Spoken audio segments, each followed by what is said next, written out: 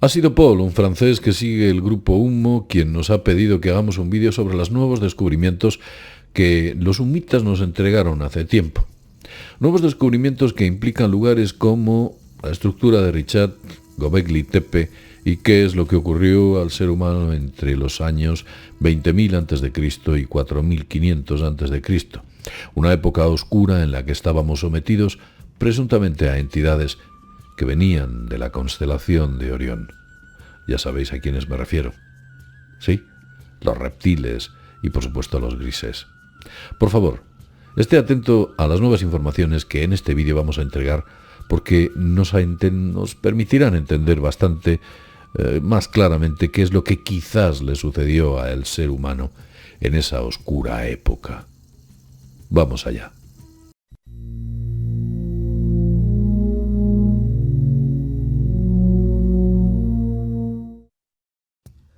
Buenos días y bienvenidos a mundodesconocido.es. Una época oscura, una época en la que el ser humano estuvo en una esclavitud bastante prolongada. Previamente a esa esclavitud nos habían mutado, nos habían modificado, al ser humano nos han cambiado en numerosas ocasiones, o eso es lo que yo pienso. Lo mejor es que vayamos a explicaros qué es lo que os vamos a contar aquí. Tenemos aquí la solicitud de Paul. Paul nos indicó que sí podíamos hacer un vídeo sobre la información proporcionada por uno de los habitantes de Humo. Él dice que veía muchos vídeos en línea sobre la estructura de Richat, que posiblemente sea la Atlántida. Ya sabéis que hicimos hace muchísimos años un vídeo al respecto. Y otro tipo de informaciones sobre ese Sáhara verde que nunca llegamos a conocer y que parece que existió.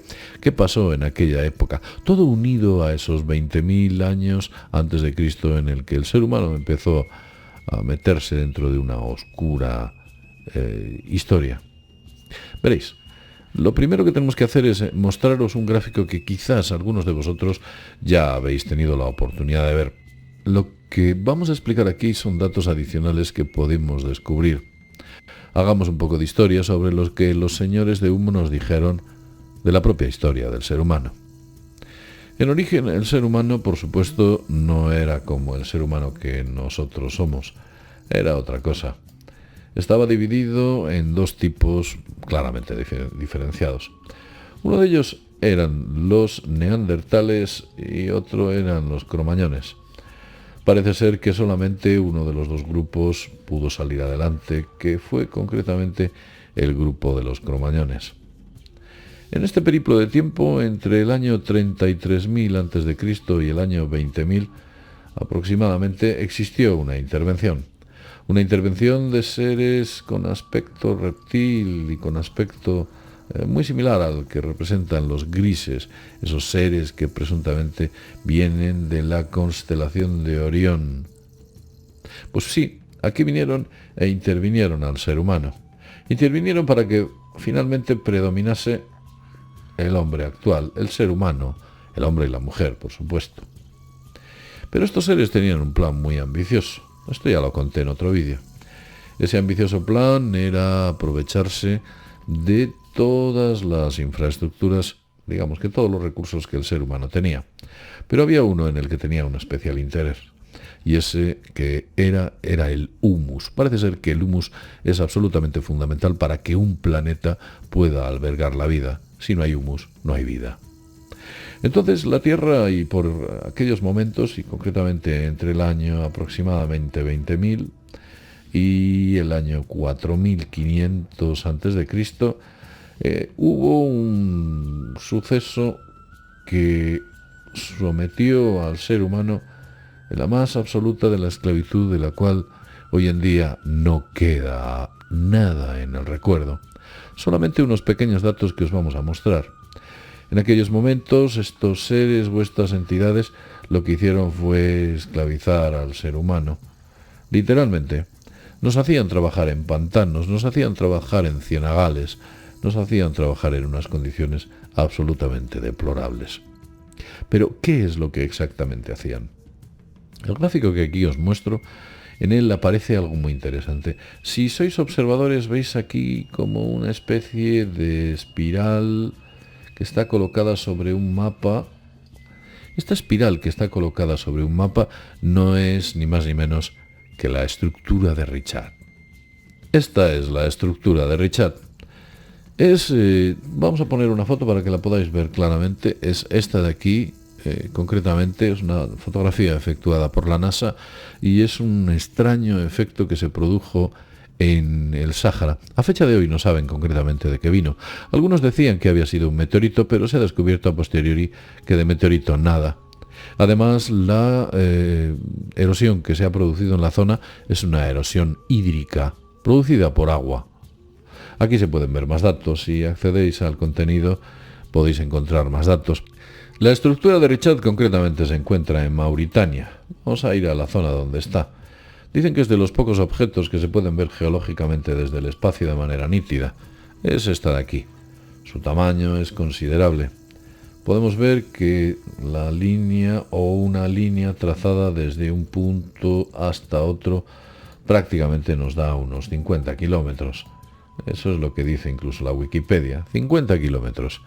En este punto tuvieron al ser humano esclavizado durante nada más y nada menos que 15.500 años. Como ya he dicho, la erosión que ahí se encuentra es hídrica y no corresponde a ningún tipo de cráter generado por el impacto de algún tipo de meteorito. No. Sencillamente, ahí estuvo el ser humano. Sería interesante acercarse por la zona. Dicen que las rocas son espectaculares. Mauritania no es un país demasiado complejo para poder ir, aunque sí que es cierto que tiene algunas zonas bastante inestables. Se podría llegar allí con algún guía español. Ya hemos tenido la oportunidad de ver que efectivamente existen, si salimos desde alguna zona en concreto, como la capital, Nuakchot.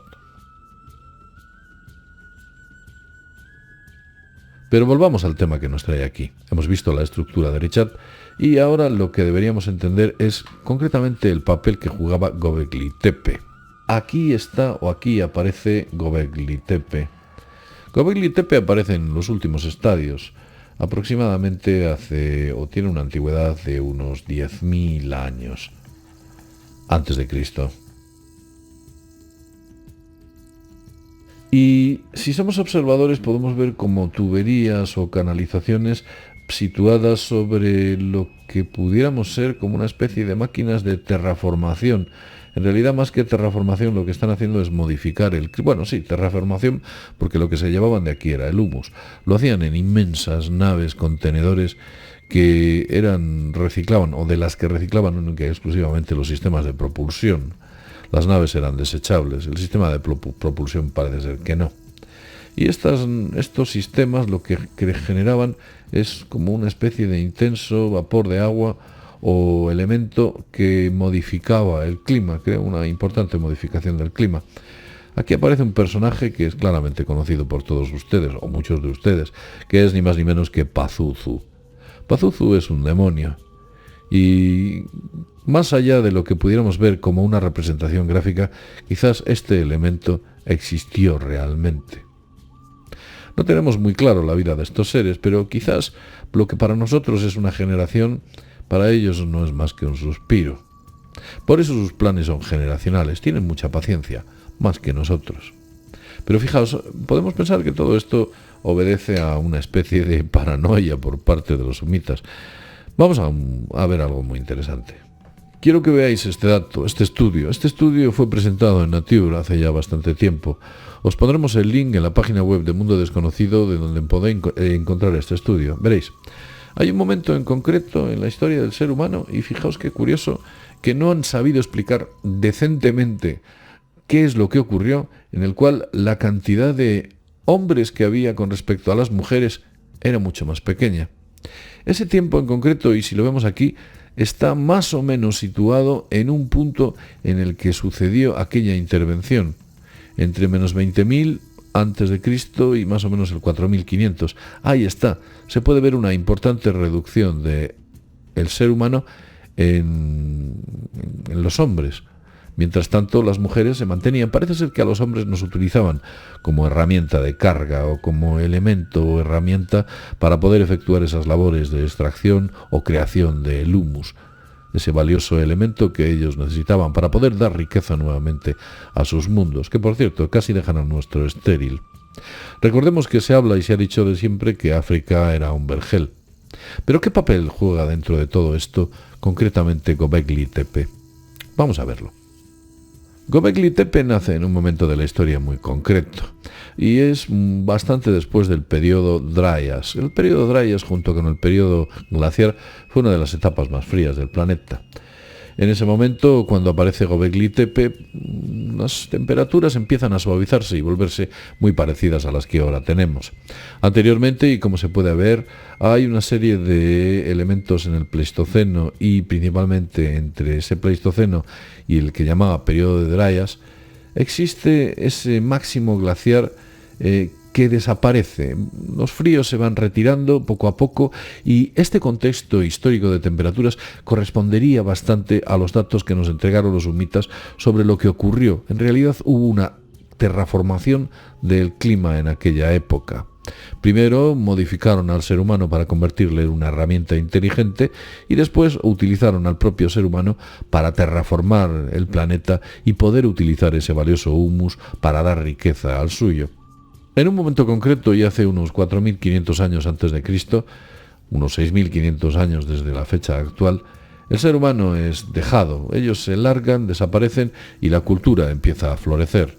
El planeta o el ser humano adquiere una importante cuota de libertad y empezamos a crear grandes estructuras, tecnología, a arar los campos.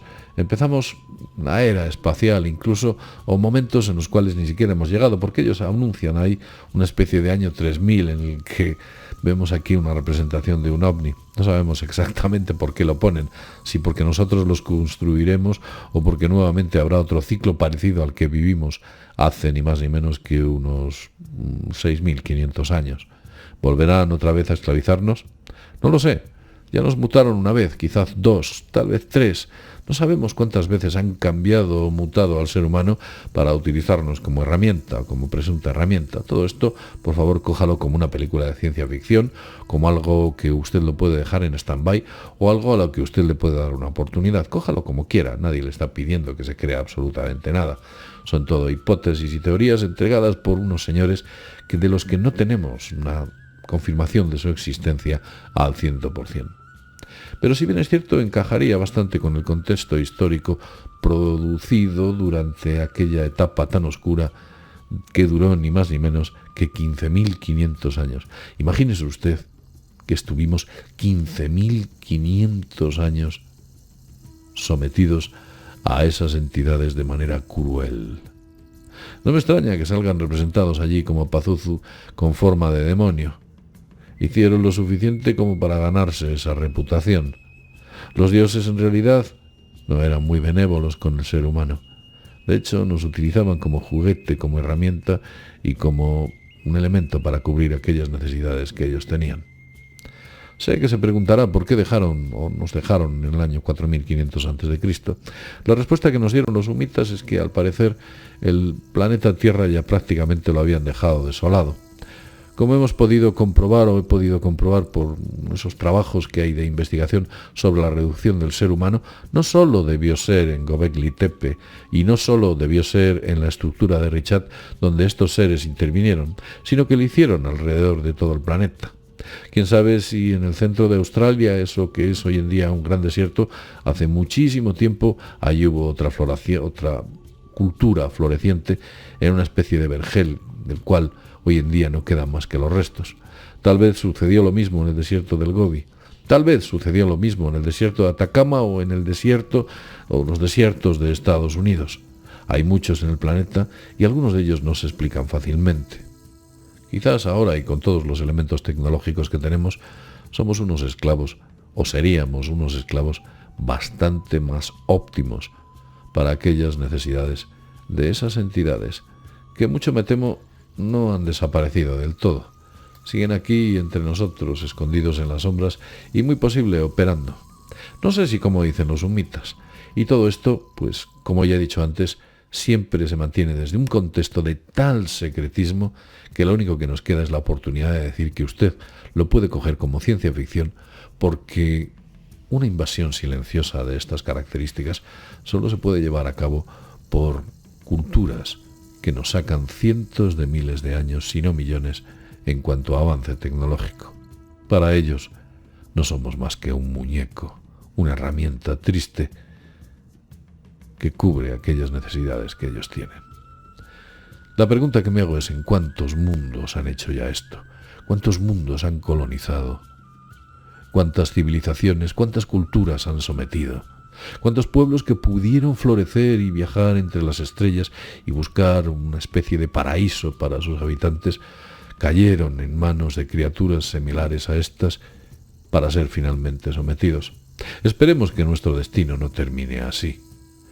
Pero para que ese destino no termine así, lo primero que quizás deberíamos tener es una mínima conciencia de que esto que estoy contando y que nos contaron los señores de humo, quizás tengan algún grado de verosimilitud.